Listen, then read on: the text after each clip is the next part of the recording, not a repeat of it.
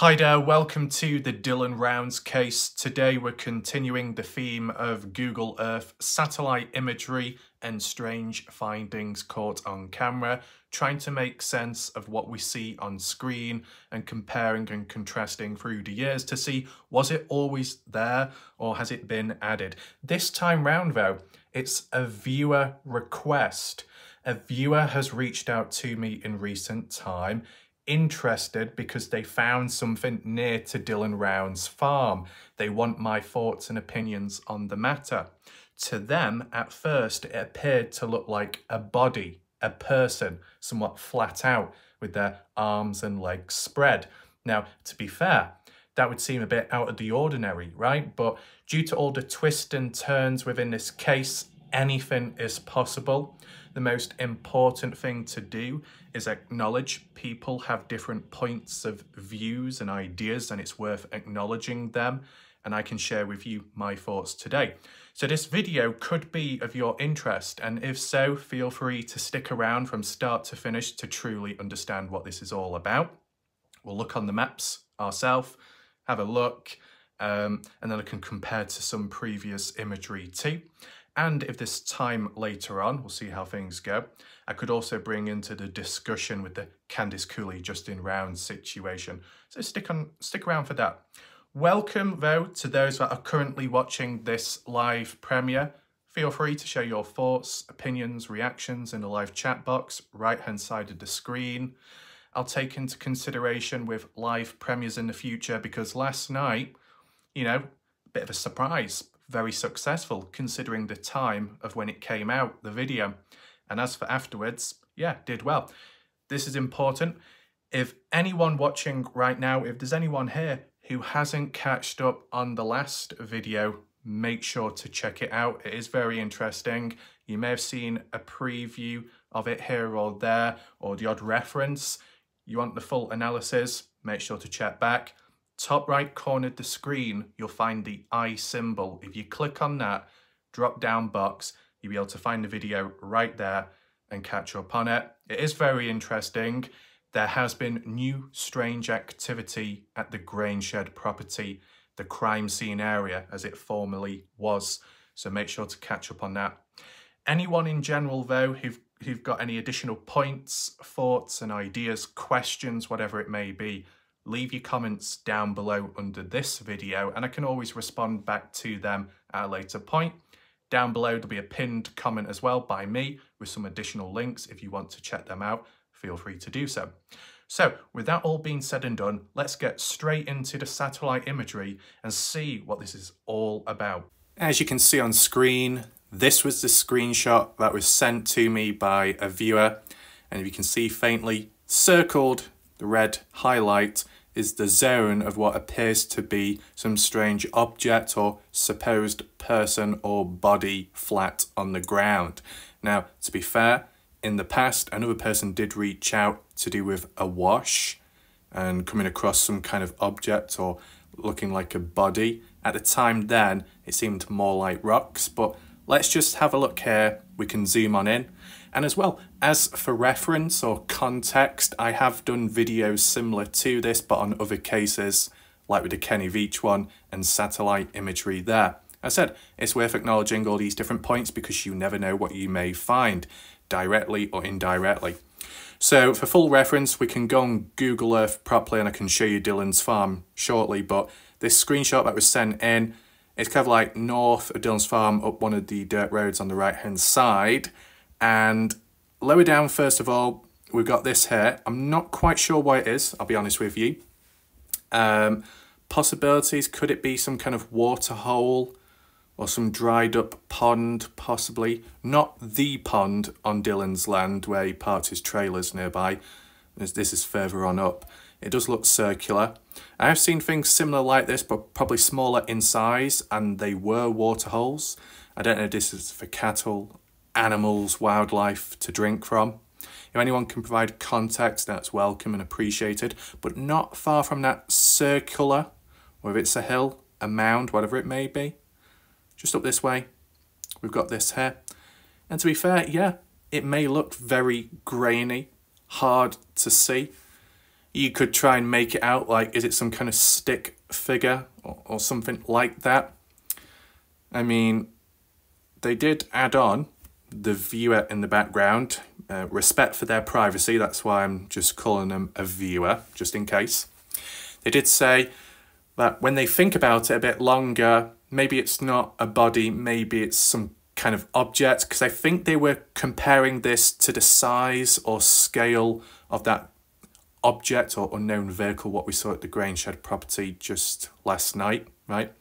You got to put things into perspective. You know, when it comes to a human body, if they're flat out on the ground, they might be more noticeable on satellite imagery zoomed in close compared to if a human was stood up straight. And because it's not 3D, the only thing you would see is a tiny little dot, and even that would be probably impossible to detect. Do people understand what I'm getting at? When you have an object in general, okay, with the exception of a mountain or a tower, which is excessively tall, and it doesn't have to be wide, you can see it, you can check the depth, you can check the height, it still stands out. But if you're talking about a person, you know, they're going to be dwarfed in size compared to a vehicle, a tractor. If a tractor shows up on satellite imagery and it doesn't look entirely big, but it's big enough to identify what it would be and the true size of it in real life, it does dwarf the size of a potential human, doesn't it? But if a person is flat out, they're bigger in size because they're spread out more. If they've got their legs spread, not for the wrong reasons though, if they've got their arms spread, they're making themselves bigger, right? So the chances are a little bit higher compared to if a person was just simply stood up. Now, you got to also understand, you know, whether it's true or not, in the past and with time, when people have been exploring, archaeologists, and have come across some giant bones, supposedly of a human, a giant from the past, something like that could stand out on satellite imagery if it was exposed on ground level, right? So you're looking at this, you put in perspective the size and scale of it, you say, what, is this some kind of giant or something? I mean, there are many other factors I will mention shortly, but I don't want to dismiss this in a rude way, okay? Just in case people misunderstand my language. There is clearly something visible here. From the looks of it, it's black, it's dark, shadowing, maybe. Is it scrap? Is it some tools? Is it some poles? Some kind of resources from Dylan's farm? Whereas we can look at it for as long as possible. There's no harm in comparing, right? We can at least compare. So what you're looking at here, on the left-hand side is Bing Maps. On the right-hand side is Google Earth satellite imagery. The left-hand side Bing Maps, I guess 2022 from the last time I looked. On the right-hand side though, arguably 2024 because Google Earth updated in 2024. So, you know, it's kind of self-explanatory. You'd hope to think that. And I've lined it up side by side. We're looking at the same exact image and area, right? I mean, if people were very awkward and said it's two different areas, well, look at that little white patch. It looks like a K, doesn't it? A K there, just on the right-hand side of that circle. You compare it to here, same exact one, okay? That's how precise I've made it. So it's almost like the correct height as well. Is there anything different? Of course there is, the colouring of it. Why is it darker on the right-hand side than the left? Maybe because of shadowing, maybe because of the change of seasons, maybe ground moisture, right? One could be drier than the other. So when it's a bit more saturated or a little bit wetter, the ground goes a bit darker. On the left-hand side, very dry, as you can see, dusty coloured looking. But then on the right, darker. Could even argue the one on the right looks like it's filled with a bit of water possibly, but the one on the left looks completely dried up. These are just little reference points just to put into perspective. But what about the main feature here? If there is something supposedly there and it's black, take in mind we can zoom in on Google Earth satellite shortly, just in case it's not clear enough for people. Is there a difference? Is there a really difference? because I've lined it up, right? Where that circle is, it's in the same spot as where that object is. And to be honest, there is one other image, but I didn't want to use it just because it looked too similar to the one on the right, and I don't want Google to lie to me. So I'll explain it in a second. But, you know, first things first, you look at it quickly, you can argue and say, well, on the left-hand side, 2022 imagery, there is nothing there. But on the right, there is. Now, this is the thing, because of the colour tone, the colour changes because it was taken at different times and different weathering as well. And maybe the ground was dry here but wet over there at a different point. That the discoloration and the changes to the tone can make everything look different. Like on the right hand side here, where it's all dark and black, if you looked at it quickly, you could think, well, the texture of it looks like stone, rock, really rocky and bumpy. But then if you looked on the left, without knowledge in real life, you could say, not as rocky, bit dusty, it's just sand. Looks can be deceiving, right? And when photos are taken at different times, it can be noticeable, the changes. But we are looking in the same area, right?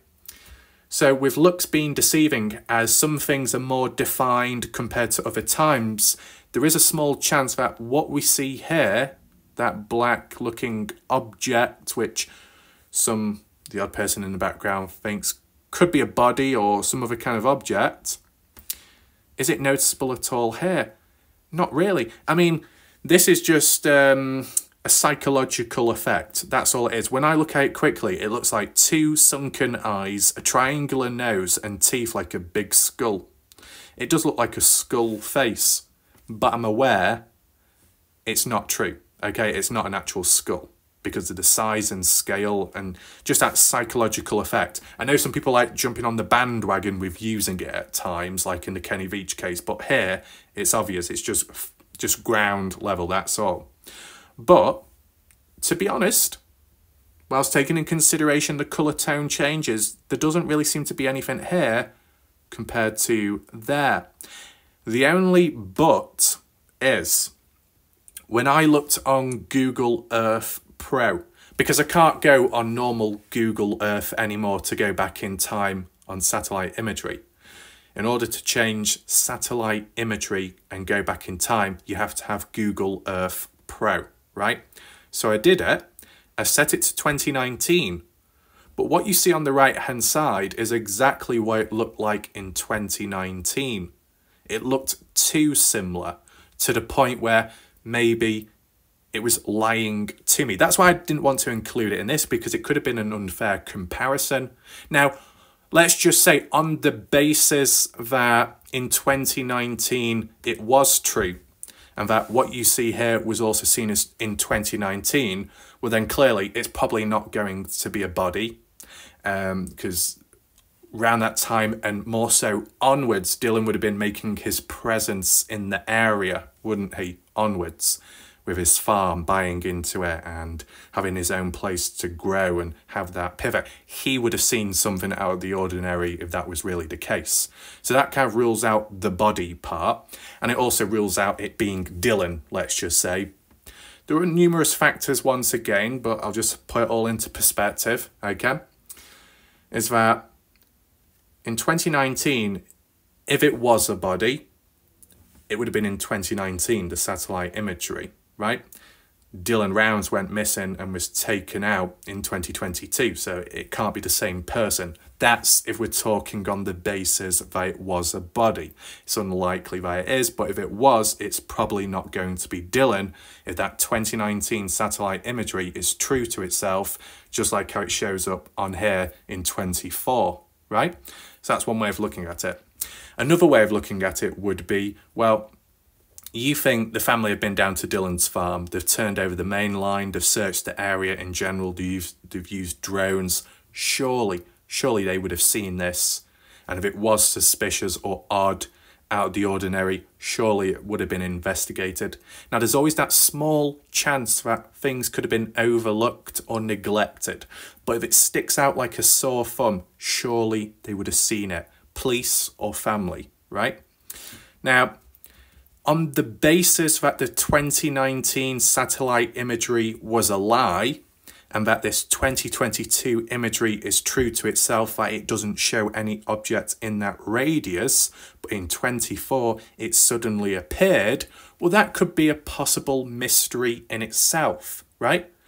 Because in certain areas, things might be moving on and changing. From what Taylina has said just recently, Taylina being the daughter of Kurt Wadsworth, okay, just for reference, Taylina did say that at the Grainshed property, there is a new owner, and that at that pivot north, I don't know if it's just before or past Lucin Airport, there's new ownership there as well. We can actually refer back to it in a second because there's no harm in doing it. I'm aware of the Grainshed, but there is still activity there, right? And if family have access, and they have had access to go to the Grainshed property, even with the new owners, there is still that chance that what was found there in recent time on satellite could have been to do with the search. You never know. It's worth keeping everything in mind and perspective. Okay? So, as we're referring back to this, if the 2019 imagery was a lie and the 2022 imagery doesn't depict it, only in 24 this shows up. It makes you think, what was added here recently and why? Who by? What is it really? Is there a very small chance that, like when we put into perspective with the wash in Lucin and the rainfall and the erosion, can things be washed up or washed away directly from the wash, or just ground level? Can wear and tear and weathering reveal things over time? There's every possibility that's the case. Does it apply here though? Maybe not. Nevertheless, let's just go on to the satellite imagery and scroll about just for a bit. Here we are, just for reference. I'll zoom on in just to what we're looking at previously. See, you know what the thing is? Ever since the satellite imagery's updated and the colour tone has changed as well, some things aren't as prominent as they used to be, so it kind of makes it harder to track where all the locations are. But, you know, you see the pivot there, of course, not looking good. What do you expect? It's basically abandoned. Okay, the other pivot, new ownership. Grainshed property, new ownership. Here, not much has happened since, because what can happen? I guess the family's priorities, of course, are to do with Dylan's legacy and trying to locate Dylan Rounds. And maybe once that's all tied up and there has been justice for Dylan, maybe then they might consider something. Now, my question is, okay, at least from how the story's been told, Dylan Rounds went 50-50 when buying it with the grandfather, Larry Rounds. So that means Larry Rounds has, you know, I guess the decision or option to, what, sell his share or sell it as a whole? I don't know. Do people understand where I'm coming from? Is there a chance that Larry Rounds, if there's all those rumours in the background that Larry did this and Larry did that, that the grandparents hired the private investigator Jim Terry and whatnot behind the parents' backs, could Larry sell this farm of Dylan's, or sell part of it behind the parents' backs? It's a random question, but considering all the talk in the past, let's bring it up now before it escalates in the future, right? Leave your thoughts down below or in the chat. Dylan's farm here, okay? Not too much to see, of course, because it's after the event of Dylan Rounds and after things were taken away for evidence analysis, to like the labs, etc. Zoom on out a little bit. Now, I said it was up a road, but I don't think it is much of a road. Well, it's like a makeshift dirt road, because you can see the track mark of it, and it actually goes through the pivot, basically. If I flip the screen, looking up that way, almost like a straight line, you can see that, you know, there's some track marks to branch off, whether people have come or gone since, you never know. Such as on this side, just near the end of the pivot line, going up this way, and then following it, you can see a clear, prominent line, can't you? You can also see some like donut track marks here on the side. Interesting. Wonder who caused it, and how far it dates back to, because track marks aren't permanent, are they? Especially with weather. Look at those track marks go all the way down. It covers quite a bit of distance. Now, my question is, if anyone can answer it, do you know those track marks, what we can see going off into the distance? I don't know how far it goes. Who's responsible for those track marks? And why does it go so far north? Was it Dylan Rounds way back in the past? Him operating his pickup truck, grain truck, tractor? Or is it something completely different by another person? If anyone has answers or an idea, let me know down below. I'm just interested. Because if we follow it down, it comes to this bit here, which I'm not quite sure what it is. A water hole, a pond. What we were looking at before, right? Zoom on out a little bit more. There is what we were looking at before. So, you know what? Let's just drop the coordinates if it's easier for people. Where those coordinates are is basically what the viewer was pointing out. Now, at least for me, when I look at it quickly, it's one of those things where you can easily glance over it because, out there in the desert, as vast as it can be, we've seen trash, we've seen rubble, we've seen bits of wood, piles of, bits and bobs scattered around by people, locals or those passing on through in other areas, right? I mean, a little bit different, but with Lance Kelly, Ty Corbin and that black bin bag full of bones near the Bald Eagle mountain range on the Nevada side, just randomly dumped underneath a bush or tree. Things just appearing like this and that, right? Does this have anything to do with Dylan Rounds? Does it have anything to do with his farm? Is it some kind of resource? Or is it just simple rock? Because let's be real, the illusions of rock can play a role, right? You can see something, it might look like an object, it might look like some equipment, it might just be a rock. Considering the discoloration around, it does make this bit stand out more. Whereas down here, because it's all dark, it all looks to be of the same thing. The ground, dirt, rubble, rock, whatever it is at that time.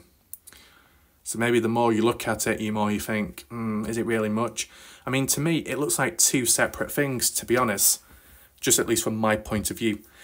You could say describe like a circular head shape, but there's two lots of it and then a torso. But the size of it, the scale of it, may not be in proportion to an actual human body. Okay? So, me personally, I don't think it's a body. But to be fair, the viewer that reached out to me was half and half on the idea it could be something, or it could be some kind of equipment. And even if it was equipment, that would be important. Let's be honest. It would be important because if Dylan Rounds land, Dylan's farm is basically abandoned now, kind of like a ghost town, because obviously Dylan's not operating it, family aren't, etc. No new ownership because it's not been sold previous. So it's just left abandoned.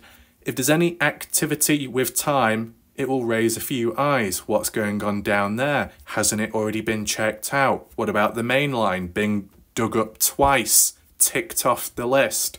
When you get locations abandoned and ticked off the list due to past searches and investigations done, if anything else happens in the future, it does make you question. Is there unfinished business? Is there more here than what meets the eye, right? Is it just a simple meeting zone? I mean, there's always that chance. Not often, where the family just in Rounds, Candice Cooley, could pass on through and park up here just to take it all in for a moment's peace to remember Dylan Rounds. That's normal, that's understandable. But in terms of items being dropped off or appearing with time, who's responsible for that? So, does anyone agree that whatever's here is some kind of material? Bit of wood? Poles, metal, junk, scrap? At least from looking at satellite imagery from the past, it didn't really seem to depict it back then, but it does now. So has it been added since? And if so, why? And if so, who by?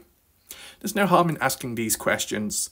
I mean, last night's video yielded some key responses from people, which was kind of interesting. And we can actually you know, no harm. Let's refer back to it right now. So the pivot up here, which is actually before Lucin Airport, just below it, south of Lucin Airport, and what would you say, kind of northeast of the grain shed property, as we see down here, northeast. The reason why this pivot does look somewhat good and active, and that it appears to be vegetation and growth, because Taylina said, Kurt Wadsworth's daughter, new ownership has taken over this pivot. This pivot being in the past owned by some kind of 72-year-old who had health issues, maybe diagnosed with cancer possibly, I think passed away since, but at the time Don Hatley was the caretaker of this place, and it was supposed to be trying out new seeds to see how they grow and react, but Don neglected it and it died, a failure. But ever since, new ownership looking after it much better, and you can see.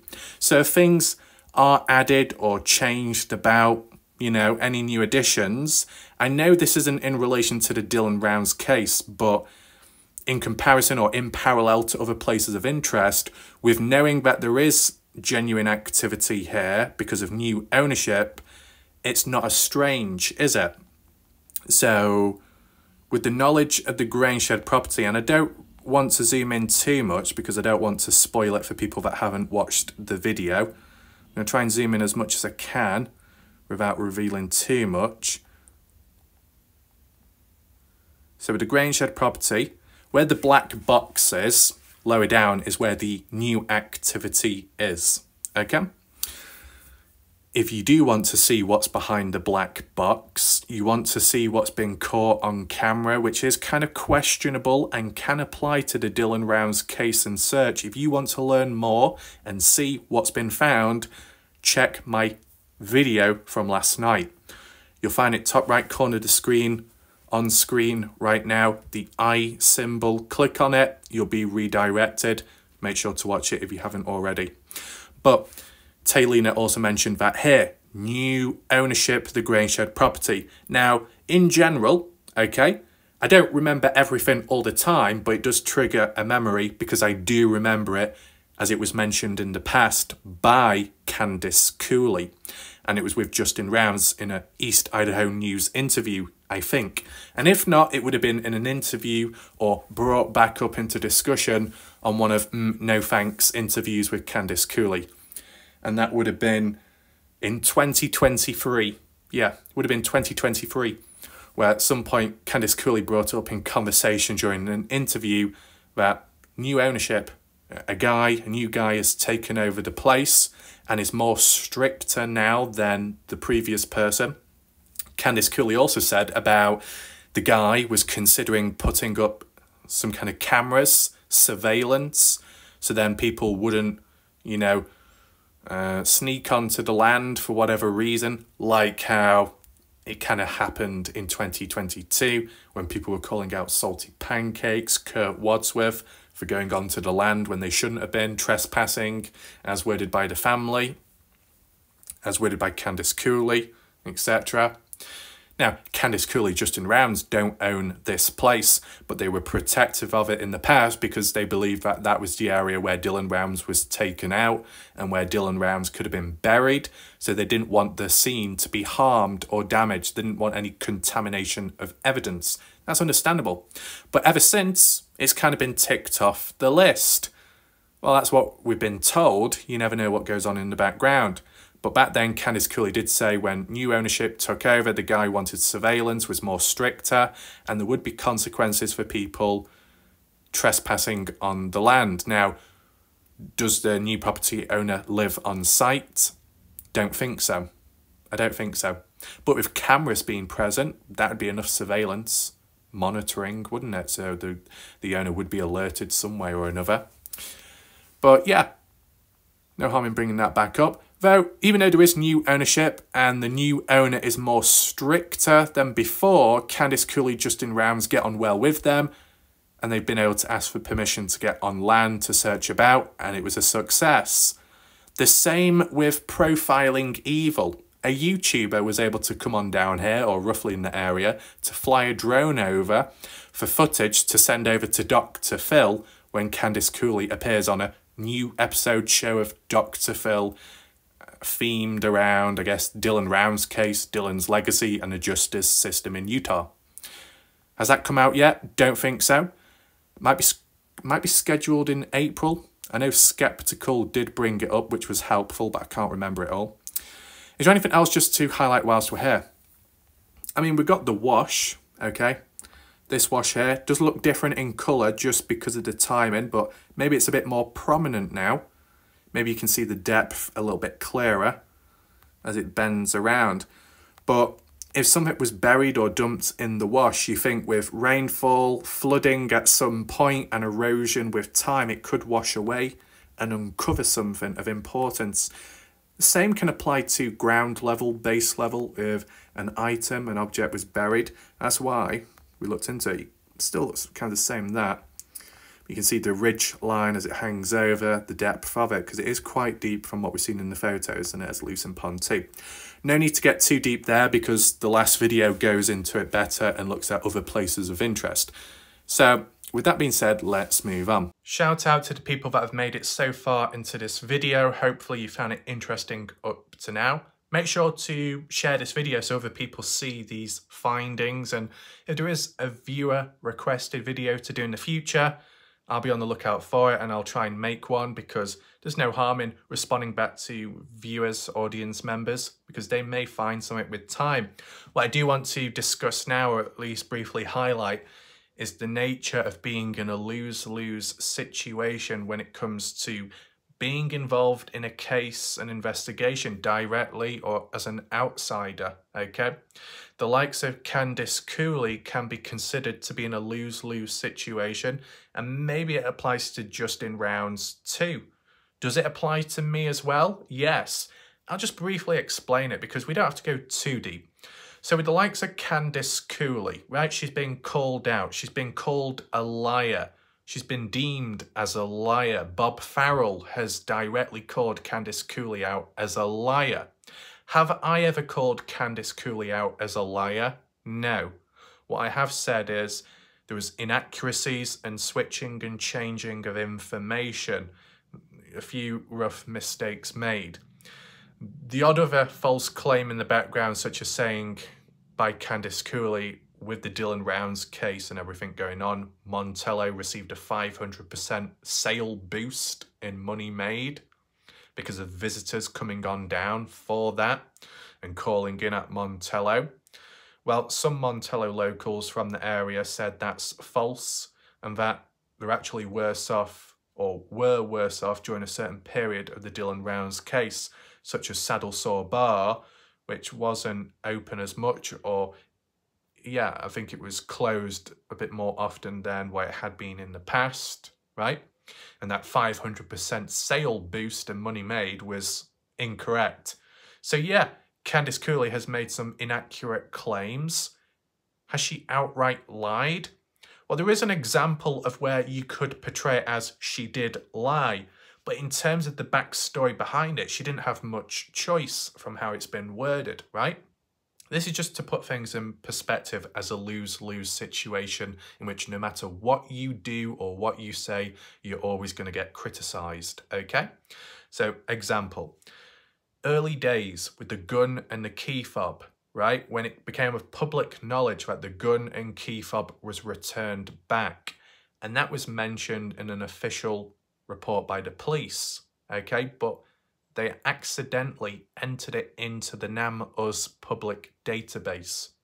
On NamUs, to do with missing people and profiles there, you got two databases. You got the public records one, which anyone can look up and find people, the details of the missing people, when they were last seen, last heard from, poster, date, height, age, all of that as you would expect, right?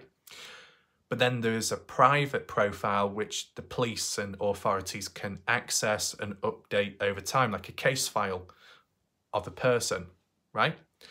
It's just that when the sensitive, because it was at the time, sensitive information was added in by LE, they added it on the public database and then the public saw it, right?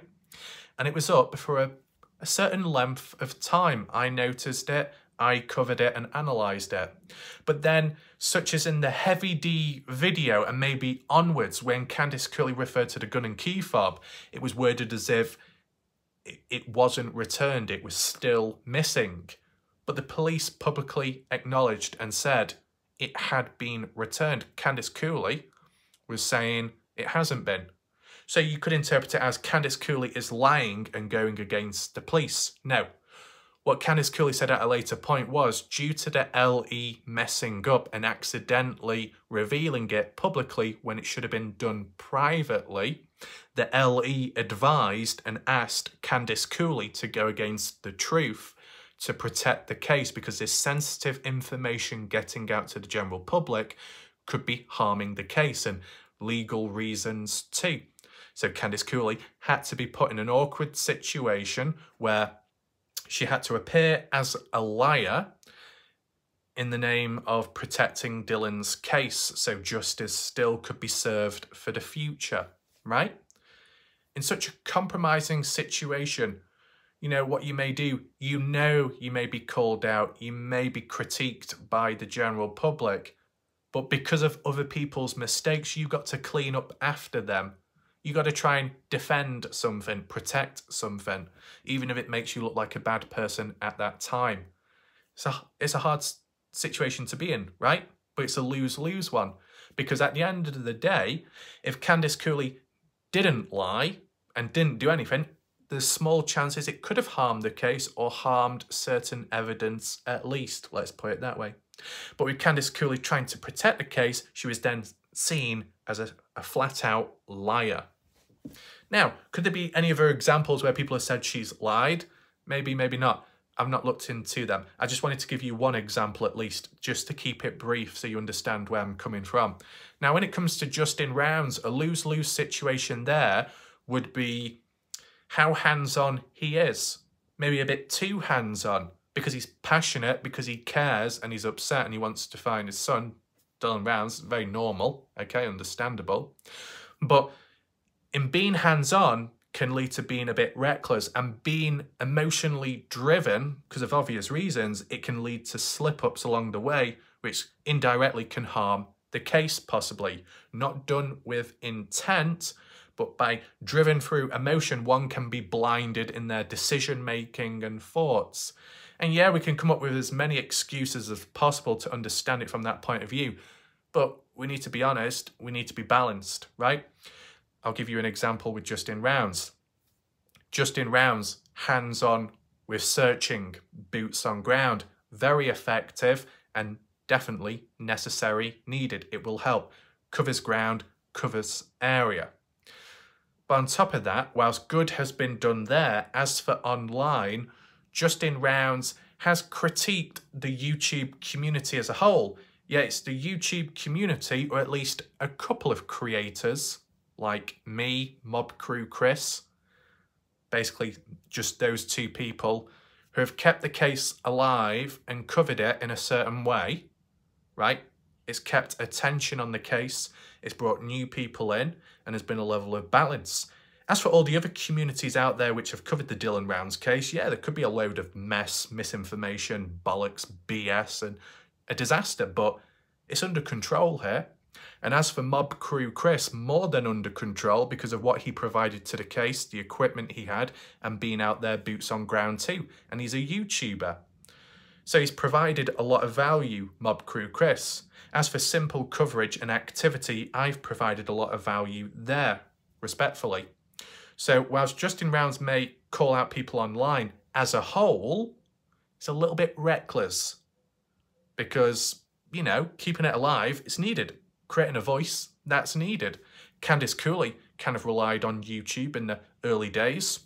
She kind of appreciated it, and I think later appreciated it again. So, you know, give and take. Now, that isn't my entire argument with Justin Rounds. Hold on there. It's the other online aspects. Justin can be reckless, okay, with what he said. Generalizations. A little bit reckless. The one reckless thing, though, on the basis that the likes of Don Hatley could have been involved directly or a witness in the case of Dylan Rounds. Well, we've seen Don, he's moved on ever since. And in that time, in between or so, Justin Rounds at times has been very angry and has called out Don Hatley online and also threatened to meet him or, well, yeah, first of all said, let's meet at the main line of Dylan's land and talk it out, but bring your family and your gay son, as he worded it, Justin Rounds, which is a bit specific, but whatever.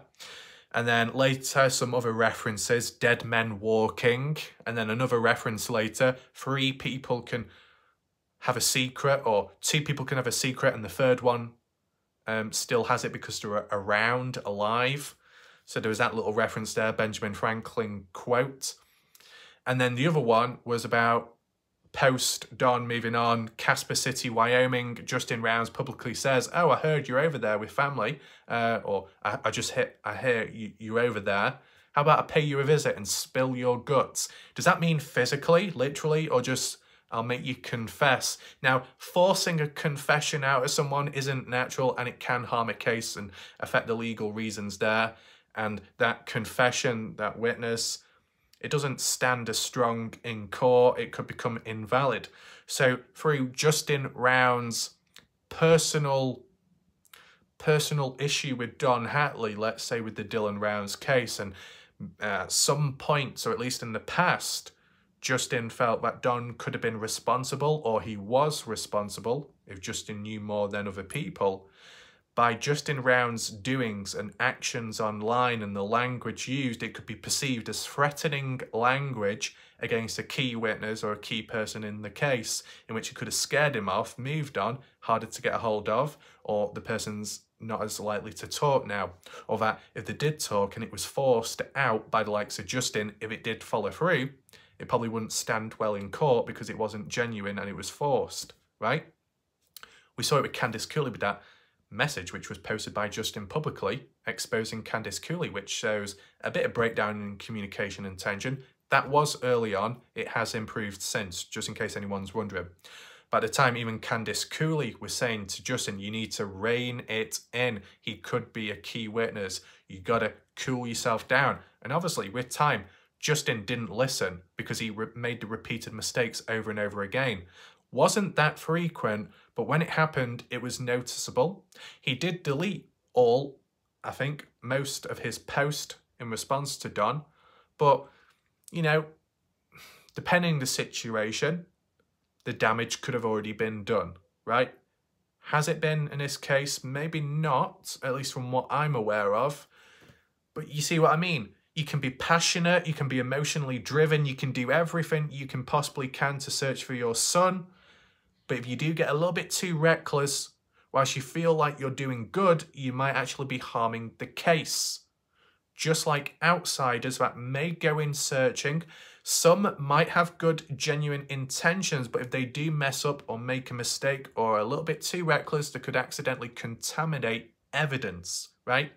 So you think you're doing a good thing, but then you may cause problems in doing so. So where's the lose-lose situation in something like that? Well, it could be if you just sit down, sit back and don't do anything, whether you're the father or just a random searcher, you could be called out for being lazy and not caring. Oh, you're sat back doing nothing. Well, that's not good.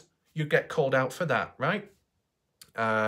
If you went all in searching about and you just so happened to be a bit too reckless and you harmed the case for whatever reason, as we said, recklessness, you'd be called out for that. So either you don't do anything, you're called out, or you do something at the risk, maybe at some point something could go wrong, you're called out for that. That's a lose-lose situation, okay? I just want to make it clear in case anyone's wondering. When it comes to me with my coverage, my balance, because I'm covering things which could be BS and I'm making it clear as I go along, or because I'm covering it from a perspective of like Jim Terry or the audience over there, you got the likes of Polish Karen in Vegas getting triggered by that, who doesn't like the idea of another individual talking about the likes of Jim Terry in a positive way. But when you look at my videos, it isn't all positive. At times, neutral. Other times, strengths, but also weaknesses and negatives mentioned. If you're all positive about someone, it can't be true. It's too biased, okay? With every strength, there will be a weakness somewhere within a person. If you can establish both and make it clear, that's what's needed. That's the definition of balance, whether people like it or not. Now, if I followed the strict guidelines of the YouTube streets and the disease-ridden humans out there, if I only did what they like and only covered what they believe in and agree in, oh yeah, all those people would be happy and pleased. Maybe some people here would be somewhat okay with it if they didn't know the context. But just think how much is being wasted and neglected. The moment you pick a true side, the moment you pledge allegiance, you're waving goodbye to certain sources. You're waving goodbye to certain key information out there which could have been critical, but because you brushed it aside, you thought something else was more important than giving the time or attention elsewhere, because you didn't balance the books, what happens? They walk away. It's kind of like Dragon's Den, but for the US people that don't understand, Shark Tank, okay? You go into Shark Tank, you might have an invention, right? If you had it in your mind from the moment you walked in that you want a certain investor, it makes all others, you know, pointless, right? And depending how your pitch goes, if halfway through all of the Shark Tank investors are interested and willing to give money and strike a deal, if that person on the show decides to say, you know what, I'm only after one investor and it's you specifically, that rules out everybody else. They feel insulted, they feel, what do you call it, isolated or something like that, alienated, so then they pull out. And then past that point, if you do mess up, that one investor that you wanted, they may change their mind, have a change of heart and say that they're out. So all the doors have closed in your face because you picked one side from the beginning. That's what your downfall is, and look at how much you miss out on. So when it comes to the Dylan Rounds case, but more so when it comes to the Kenny Veach case, because let's not forget that, with the Kenny Veach case, you got a big portion of people and outsiders out there that strongly believe that Kenny Veach committed suicide and is dead. But there are some key individuals out there spread about, and the odd one too, such as Susan Veach, sister-in-law to Kenny Veach, who you would perceive as knowing more considering of who they are and being in the presence of Kenny in the past, and also coming across some text messages of people and how they've acted and responded to stuff, etc. And that phone call made as well by Kenny's Facebook profile picture. That shouldn't be ignored, should it? It's critical evidence. It highlights, so it can at least support a certain theory and kind of reinforce it. If I completely neglected that from day one and focused on the typical narrative of suicide just because it's trendy, just because it's a bandwagon, some people may think, oh, that's how you think, you're going against the truth? Well, I'm not going to bother anymore wasting my time here if you're not going to listen. It's a juggling act. It can be very difficult to do, right? With the Kenny Veach case, and balancing it with the theory that Kenny is out in the desert, and balancing it out with the theory and some evidence along the way that he could actually be away from the desert and alive, or at least alive up to a certain point. Two extremely contrasting points of views, and two which hold some form of material or evidence, and yet I can cover both without too much problem. That's almost perfection. The same can be applied to the Dylan Rounds case. That's why I do what I do.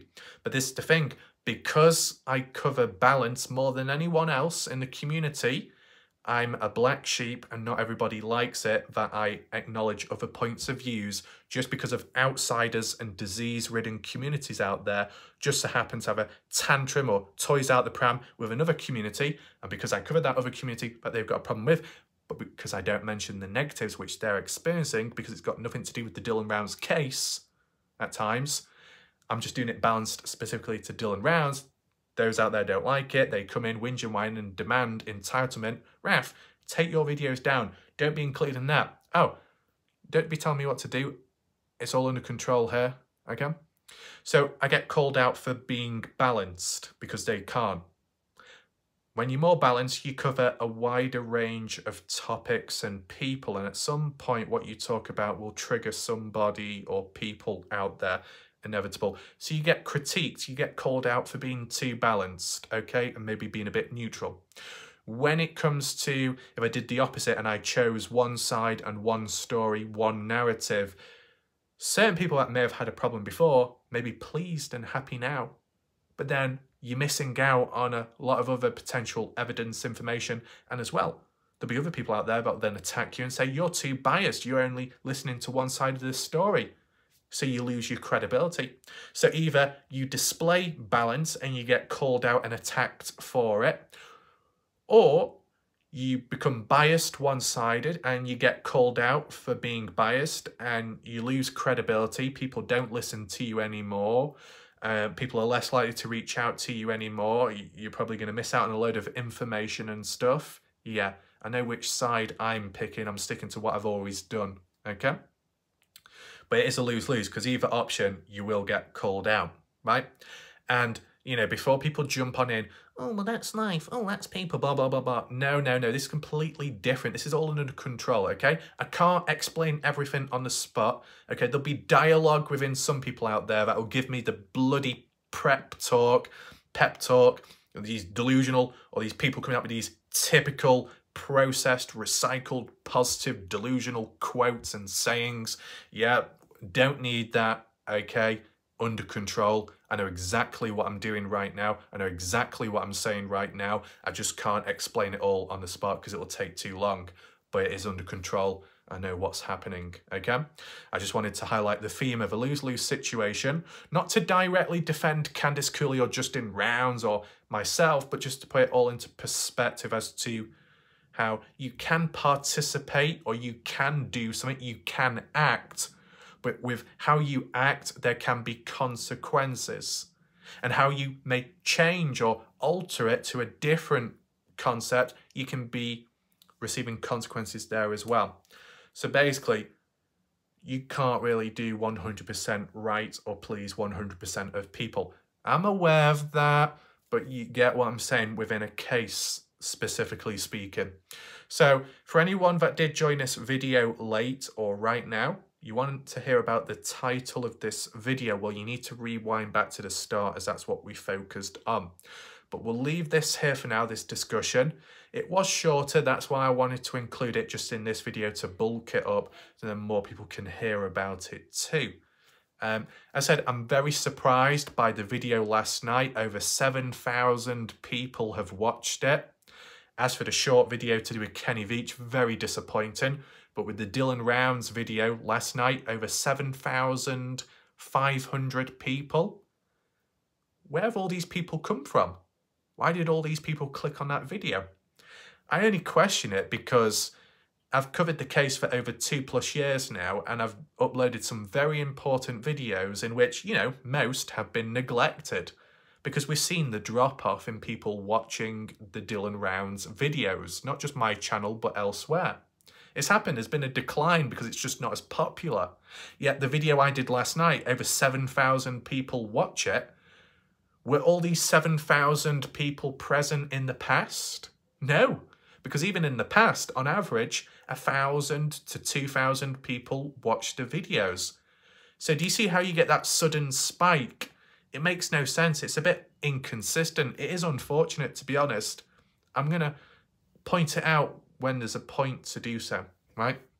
Anyway, with that being said and done, hopefully this video may deliver an important message too.